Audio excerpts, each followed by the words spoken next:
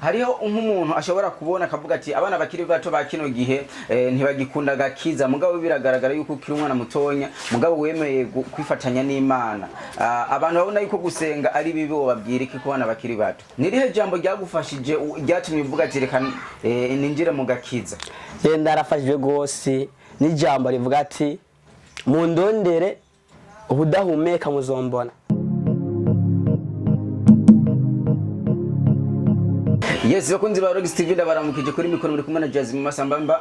Ije nzokwama ndabaha ibintu vya mbere bimeze neza bivanye no kungene twariyemeje yuko tuzokwama tubaha ibintu byose biri ku mwanya ndakora mu kije umeze neza. Ndashima kweri. Akubata kuzi witwa gute? Ciye kwizina ryo gwanje nitwa Shimael. Kwizina sanzwe menyekanye ko ni Odas. Odas. Chimael, kweki Chimael. Chimael kutakoresheje Odas. Shimael ni izina ryanje rya channel rya YouTube. Cyo gituma ndahisemo kwitwa Shimael ugiye kurisobanurwa neza. Shimael gisigura ikintu gikomeye cyane. Cyo gituma ndishe Shimael. Umuntu akuravye biragaragara yuko ukiri umwana akiri mutonyi. Winjiye muri studio ryari? Inji muri studio 2024 heads. Indirimbo ya mbere yacangwe kuja kuri rubuga rwa YouTube yitwa gute? Kuri channel ya Shimael yitwa Tuza. Niyo yatamwe kujako. Kubota kuzi uririmbiki? Ndirimba gospel, ndimo zo guhimbaza Imana. Kubera iki indirimbo wayiswe Tuza irimo ubutumwa nyabaki? Irimo ubutumwa, irasobanutse, ni indirimbo y'amasengesho, irimo kwihana, ikabamo no kwakira umwami n'umukiza, hagacabamo n'ijuri menshi avuga ati tuza ndi kumwe nawe. Ndirimbo ndacinda hitamo kwitatuza kubera iraremesha cyane. Iraremesha cyane. Hariho nk'umuntu ashobora kubona akavuga ati abana bakiri bato ba kino gihe ntibagikunda gakiza mugabo biragaragara yuko ukiri umwana mutonya mugabo wemeye kwifatanya n'Imana. Abantu babona yuko gusenga ari bibi babwira iki ku bana bakiri bato? Nk'abakiri bato gusenga niyo nzira y'ukuri kandi itanguro rya byose ni kubaha Imana. Kwera utagira ukubaha urumva mu buzima umuhura nyene n'ibintu bikabariza ubuzima kubera ntufize kikugera mu buzima. Ariko gusenga ndikigwanisha gikuru ku bantu bakiri bato ushobora gushoboza umuntu gushika ku cyo yumvira kubera ubushobozi bw'Imana. Cyo gituma navuga ati nk'abo tunkanke nk'abajene nkanje twokunda igikorwa cy'Imana gose kwera igikorwa cy'Imana niyo dovuga basi kari bwo buzima. Nibwo buzima. Nirihe jambo ryagufashije ryatumye uvuga ati reka ninjire mu gakiza? Ndarafashijwe gose n'ijambo rivuga ati mundondere ubudahumeka muzombona. Tuzododora azugururirwa kandi uzosaba azohabwa. Yasabye neza naragiye cyane nkaca ndaba yuko byose by'Imana irabinkorera.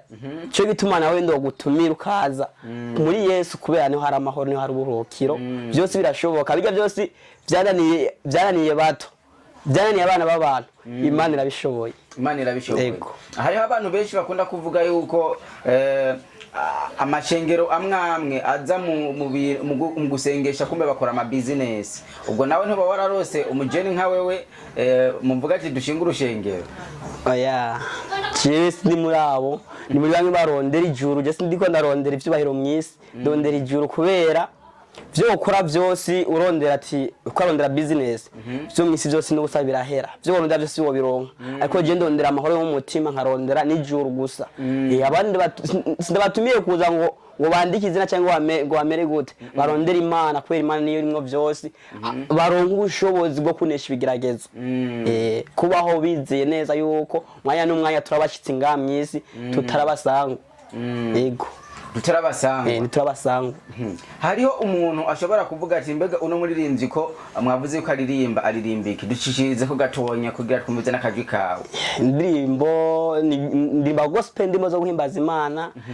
Nkare y'indirimbo hayiza byihuta mw'imisi yo guhimbaza Imana iravuga ko gira icuvuga Mana ndazibira kunda gira icuvuze Yesu byose birashoboka amen bayumvise gira icyo uvuga twese bishoboke byose birashoboka basi muri Yesu basi byose nta kinanirana cyo gituma ndahisemo bwa ati gira icyo uvuga kabisa kugira byose bihinduke kubera ibyananiye abantu bose mu Imana byo ntibinanira kubera biri kwisi byose ni iby'Imana haleluya amen uri umwana ukiri muto kuba tabizi uvuka hehe mbe wavuke mu muryango kijijwe cyangwa watoye inzira yo gukizwa ku giti cyo wenyene ego jewe ndavukiye umuryango kijijwe jewe amavuko yanje ningaho mu Rutana okay nk'abana bavukiye mu muryango kijije mugabo je ndavyumvamo urabona nyene ashobora kuvuka mu muryango wa gusa akizwa ariko ushaka gukizwa mugabo akaba atari indi etape ratahura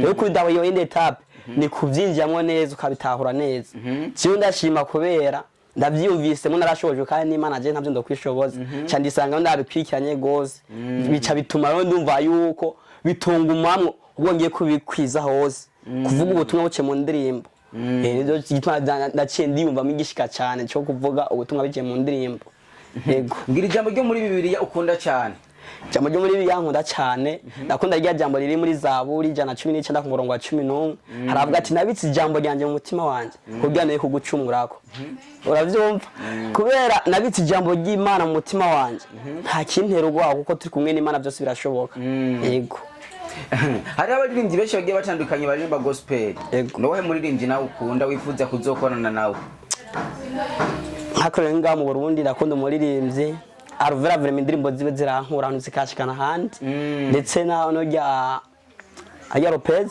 indirimbo zibe vrema ziranezera sana nagiye nkumva vrema ati kabisa arafise impwemo nayigeza handi hantu kandi byiza ibyo biranezera gose ndumvise undeka aririmba indirimbo nagiye nkumva ati kabisa ti Mungu ni mwema kabisa nyene nakaka jambo wobwira hari umuntu ashobora kugukurikirana akavuga ati ndifuze yuko no mwana no mushigikira yo kuronka gute byogenda gute okijewe kuntu byo bangwa kundonka YouTube bayumvise ni Ishmael nkoresha na Facebook nkoresha na WhatsApp hose ni Ishmael Facebook kutazi kwandika Ishmael cyane kwa Ishmael mu Giswahili cyane kwa gute ni che na he na e na re na e na a na re na re ndende biratahuritse Ishmael mu Gifaransa kwanza YouTube kwandika koko Ishmael iragerageza kukurondera kuntu babigenze kose turabona yuko kuri rwego rwa YouTube atama video uragira habuziki